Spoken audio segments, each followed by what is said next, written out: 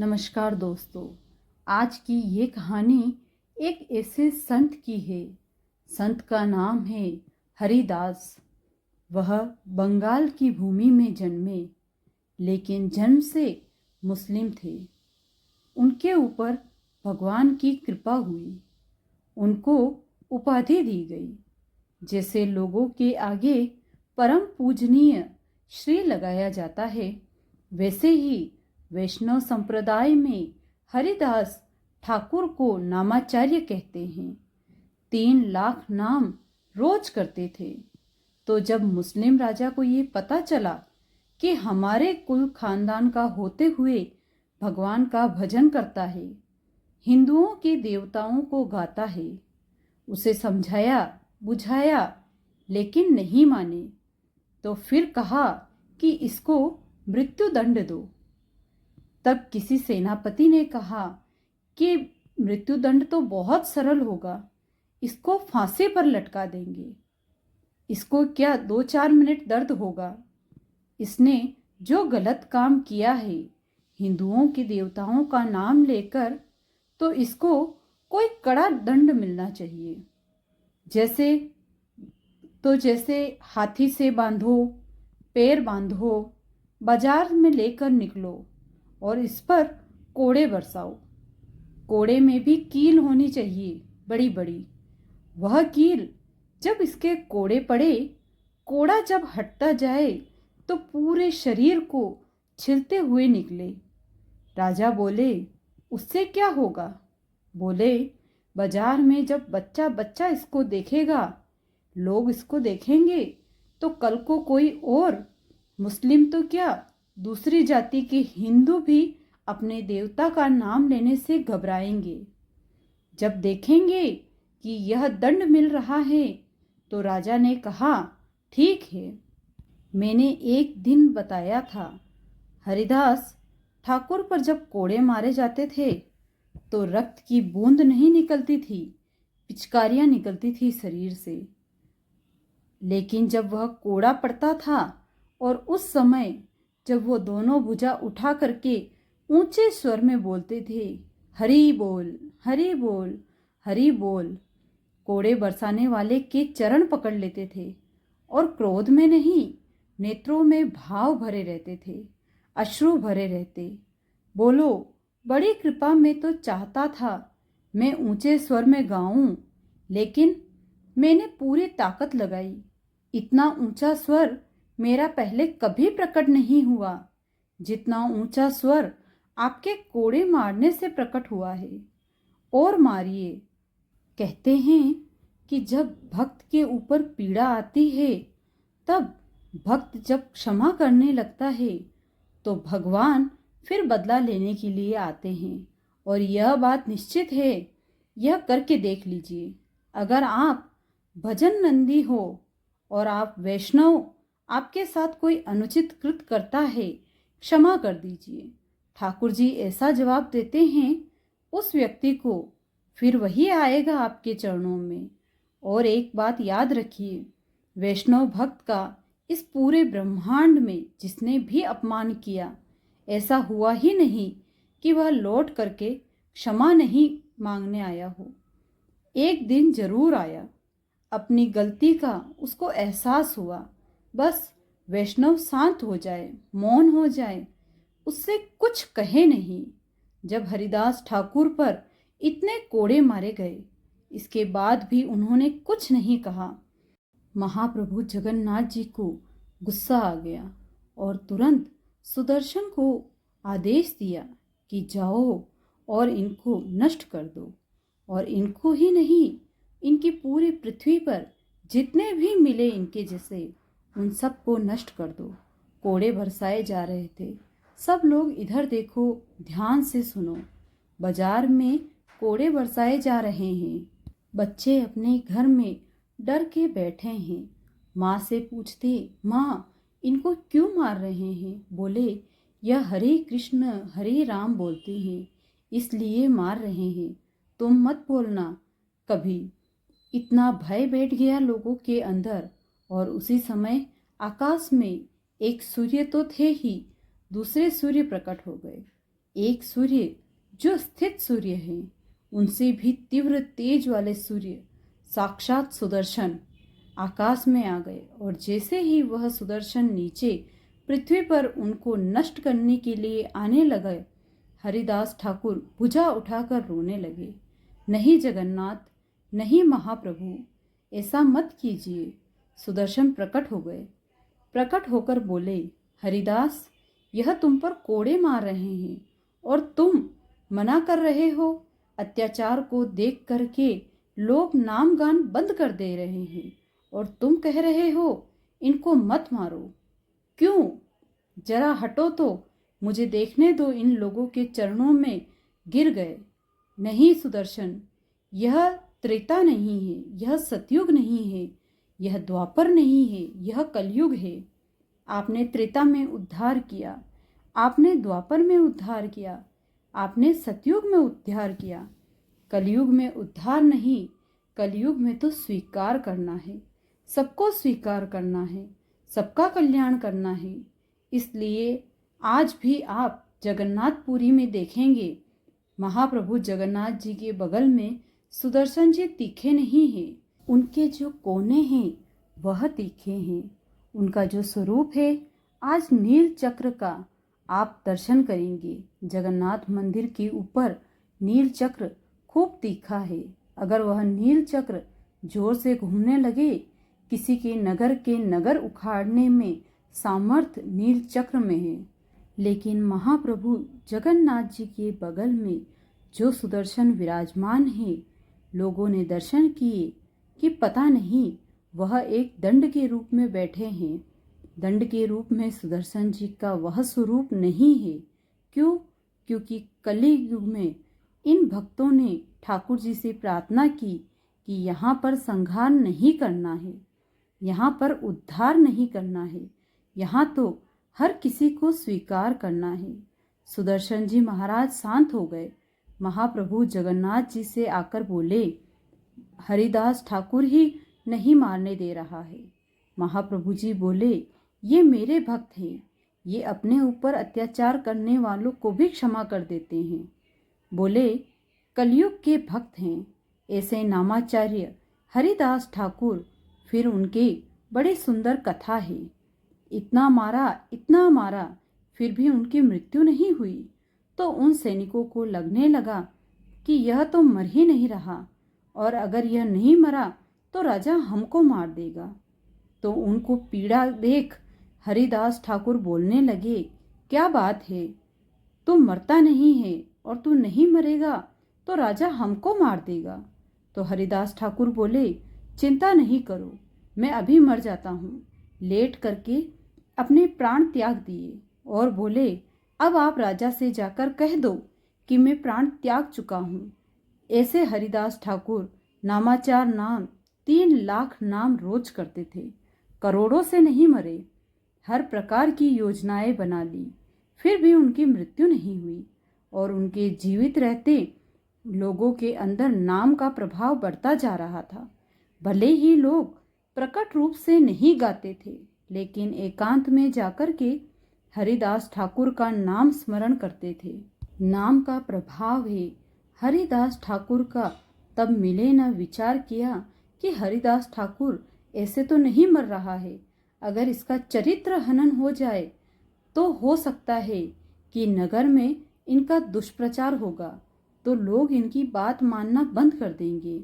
तब राजा ने एक नगर वेश्या को बुलाया और कहा कि हरिदास ठाकुर जिस कुटिया में बैठकर भजन करता है, तुम वहां चली जाओ और वैसा ही करके उसको बहला फुसला करके अपना बनाने का प्रयास करो, और कुछ नहीं, वह तुम्हारे ऊपर केवल हाथ रखे, आशीर्वाद देने को तुम बस चिल्लाकर हल्ला कर देना, तभी हम पूरे नगर को लेकर वहां पहुंच जाएंगे।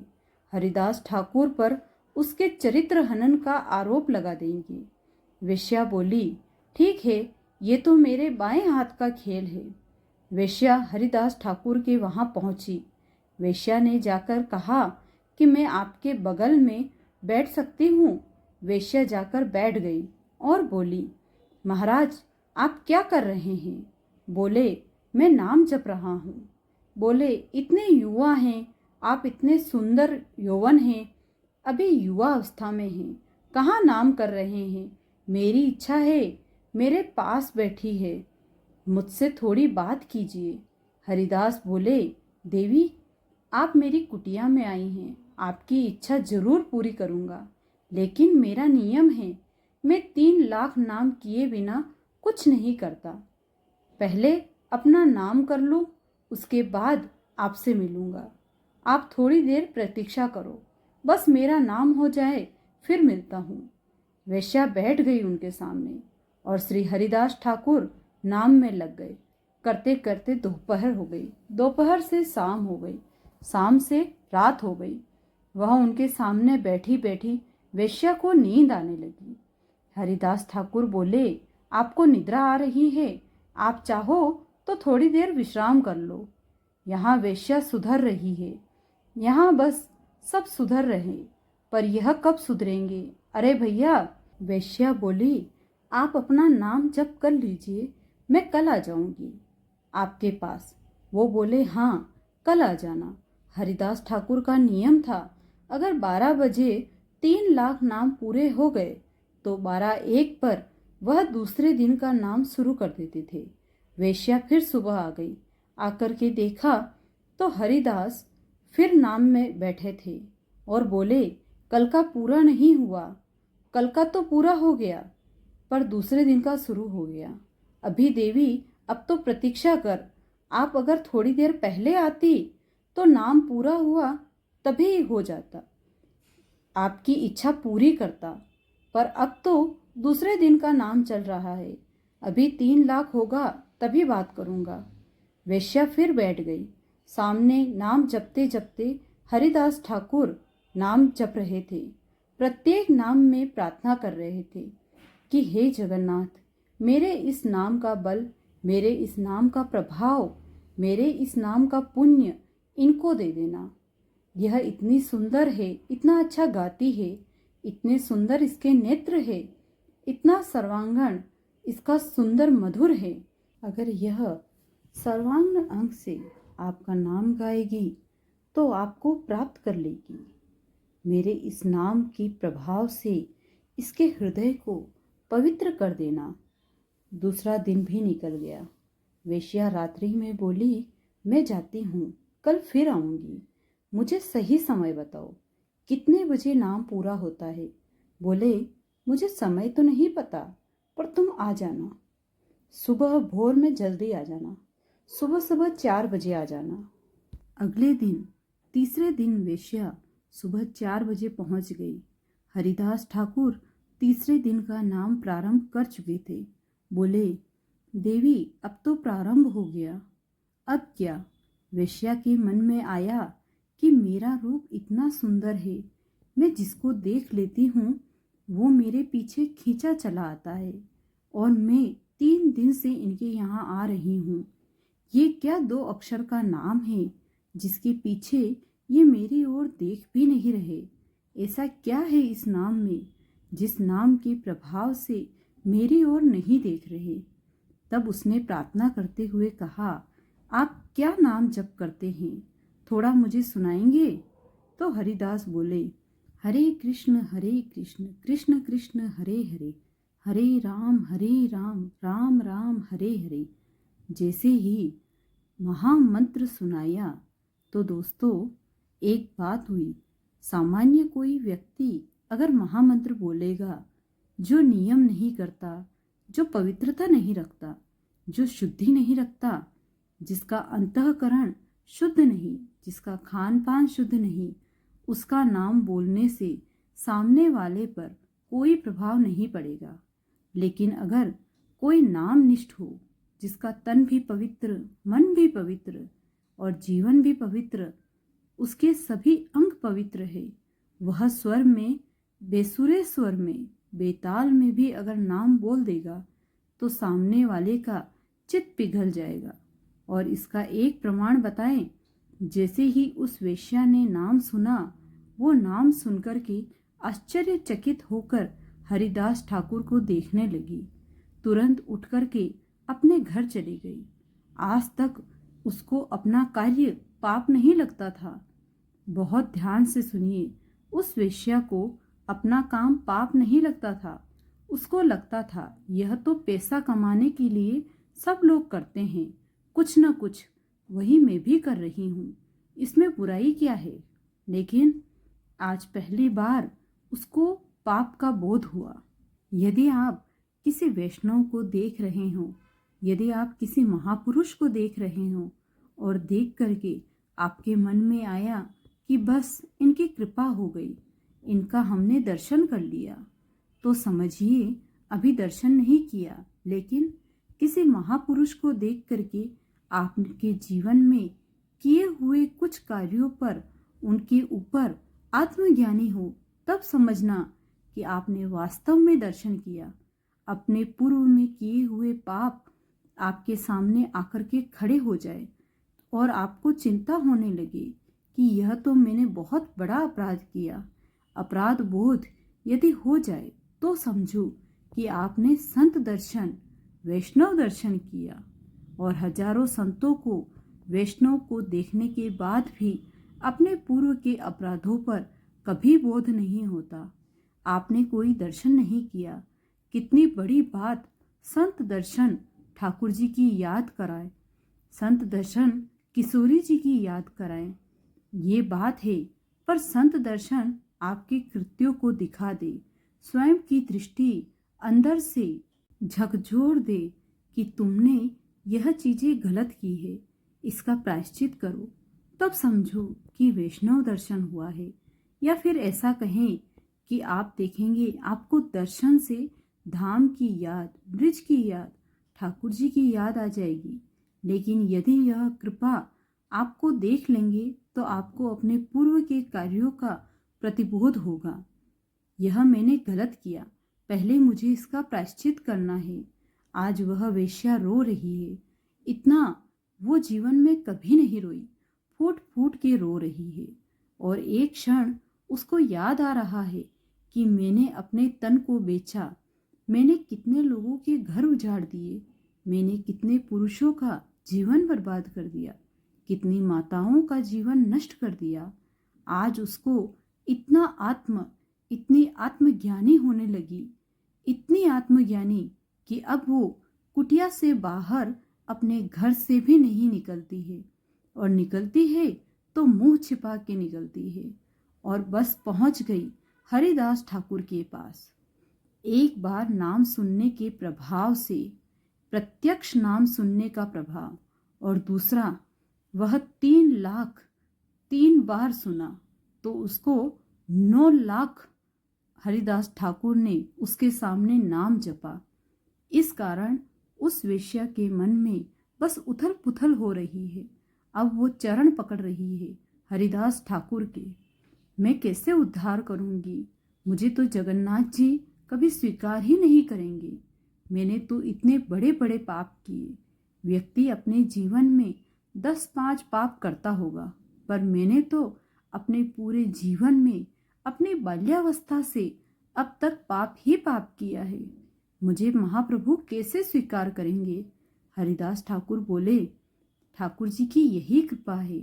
मानवों में और ठाकुर जी में यही अंतर है कि मानव गलतियां मरते दम तक याद रखता है और ठाकुर जी एक क्षण में भुला देते हैं। हम मानव का स्वभाव है, कोई व्यक्ति हमसे सॉरी भी बोल देता है तो हम कहते हैं ठीक है, लेकिन मन में रखते हैं कि नहीं, इसने ऐसा किया था। कोई व्यक्ति गलत कर देता है तो हम उसको कहते हैं अच्छा भाई छोड़ो, जो हो गया सो हो गया। लेकिन जब तक वह व्यक्ति हमारे सामने होता है, 4 लोगों में उसकी बुराई भी कर दे, अरे तुम क्या जानो इसने मेरे बारे में क्या क्या बोला है, उसने ठाकुर जी का स्वभाव कैसा है।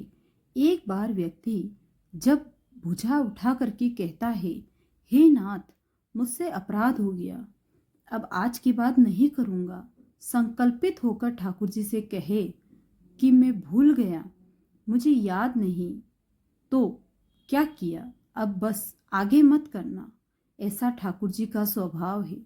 हरिदास ठाकुर बोले, जो नाम तूने सुना है, बस उसको अपना जीवन बना ले और लौट करके पीछे नहीं देखना, न आत्मज्ञानी करने, न दोबारा उन कृत्यों में जाना जो तूने किए हैं। और सब इस कुटिया में मैंने करोड़ों नाम किए।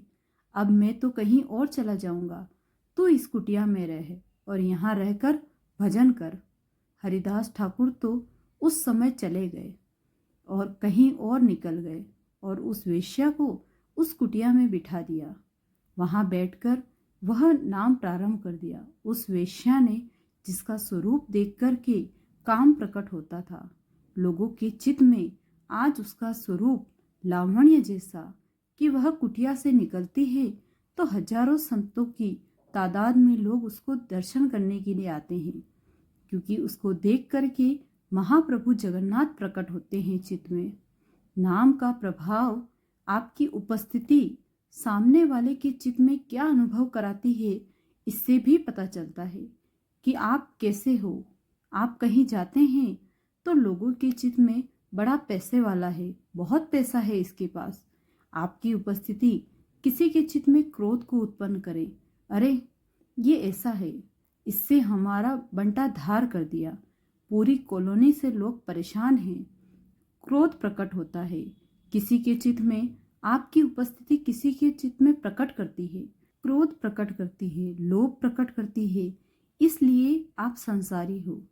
लेकिन सामने चित्त वाला निर्मल होता है, नेत्र सजल हो जाते हैं और ठाकुर जी का पावन स्मरण आपके चित्त में होने लग जाए, तब समझो कि आपकी भक्ति अब हो रही है। हरिदास ठाकुर के जीवन की एक और बात, जब वे रात्रि का समय होता था तो भुजा उठा करके और ऊंचे स्वर में नाम गुणगान करते ठाकुर जी का, और ऊंचे स्वर में नाम गुणगान करते। ठाकुर जी ने उनको टोका कि न सोने देते हो और न खुद सोते हो, इतना तेज तेज क्यों बोलते हो, मन में ही कर लो, अभी हमको सुबह सुबह बात करनी है। लेकिन हरिदास ठाकुर के कारण ऊंचे स्वर में नाम जप इसलिए नहीं करते थे कि लोग जाने कि देखो देखो मैं भक्त हूँ। उन्होंने बताया कि मैं ऊंचे स्वर में नाम जप क्यों करता हूँ। बोले, मैं मन ही मन करूँगा तो मेरा उद्धार होगा, और ऊंचे स्वर में करूँगा तो मानवों का नहीं, कितने कीट पंथ जीव जंतुओं का जो इस वायुमंडल में डोल रहे हैं, वे भी नाम सुन करके तर जाएंगे। इसलिए ऊंचे स्वर में नाम करता हूँ। सबका कल्याण, सबका उद्धार हो, सामान्य नहीं है, नाम निष्ठ हो जाइए। कलयुग में यह नाम ही कल्याण करने वाला है, नाम ही उद्धार करने वाला है। और वह नाम भी कैसे, जैसे बहुत प्यासा व्यक्ति जब पानी पीता है तो प्रत्येक घूंट अगली घूंट की और इच्छा प्रकट करती है, और वह भी मेरे अंदर आवे ताकि मेरी प्यास बुझे। नाम भी ऐसा ही है। एक बार कह दिया हरे कृष्ण तो दूसरा हरे कृष्ण बोलने के लिए अपने आप उत्सुक है, तीसरा हरे राम बोलने के लिए उससे भी ज़्यादा उत्सुक है, चौथा हरे राम बोलने के लिए उससे भी ज़्यादा उत्सुक है। हरे हरे बोलते बोलते तो नेत्रों से अश्रु निकल जाए, ऐसे नाम के प्रति आकृति हो जाए। नाम प्रभावशाली, उत्सुकता भक्ति में बहुत है। अगर आप उत्सुक नहीं हैं तो आपका नियम क्रम, व्रत अनुष्ठान, परिक्रमा सब व्यर्थ है। उत्सुकता जैसी उत्सुकता यहाँ कथा सुनने में लोगों में है, उत्सुकता भीतर बैठने की लोगों में है, जैसे उत्सुकता एक एक शब्द को श्रवण करने की लोगों में है। ऐसी उत्सुकता केवल कथा नहीं, हर भगवत संबंधी कार्य में हो जाए तो ये उत्सुकता ध्रुव की तरह 5 महीने में ठाकुर जी का अनुभव करा देगी।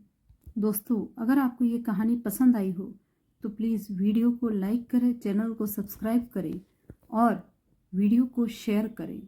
और अगर आप इसी तरह और कोई कहानी सुनना चाहते हैं तो कमेंट करके ज़रूर बताएं।